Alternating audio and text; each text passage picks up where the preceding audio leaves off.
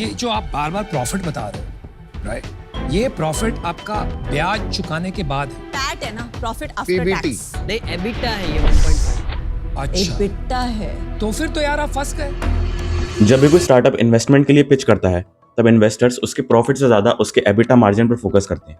EBITDA का मतलब होता है earnings before interest, tax, depreciation and amortisation. ये बेसिकली कंपनी की रियल अर्निंग पावर को दिखाता है। देखो, जब कंपनी अपना प्रॉफिट कैलकुलेट करती है तब उसमें से काफी चीजें डिडक्ट होती हैं, जैसे कि इंटरेस्ट जो कि बैंक को रीपे करना पड़ता है, टैक्स जो गवर्नमेंट को जाता है, डेप्रिसिएशन जैसे कि कंप्यूटर्स या मशीन और बाकी डेप्रिशिएटिंग एसेट्स, और एमोर्टाइजेशन ये वो इंटेंजिबल एसेट्स होते हैं जिनकी वैल्यू टाइम के साथ कम होती है, जैसे कि पेटेंट्स, किसी इंसान की गुडविल या बाकी लाइसेंस। डेप्रिसिएशन और एमोर्टाइजेशन काफी सिमिलर चीजें हैं, लेकिन डेप्रिसिएशन फिजिकल एसेट्स पे अप्लाई होता है और एमोर्टाइजेशन इंटेंजिबल एसेट्स पे।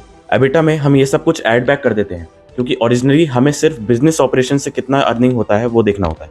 चलो एक एग्जांपल से समझते हैं। अगर किसी XYZ कंपनी का रेवेन्यू है 1000 करोड़ और उनका ऑपरेटिंग एक्सपेंस है 700 करोड़, जिसमें कि सैलरीज, मार्केटिंग ये सब आता है, तो हमारे पास एबिटा बचता है 300 करोड़ का। और इसमें से हम डिडक्ट करते हैं इंटरेस्ट 80 करोड़, टैक्स 50 करोड़ और डेप्रिसिएशन 70 करोड़ का, तो हमारे पास बचता है 100 करोड़ का फाइनल प्रॉफिट।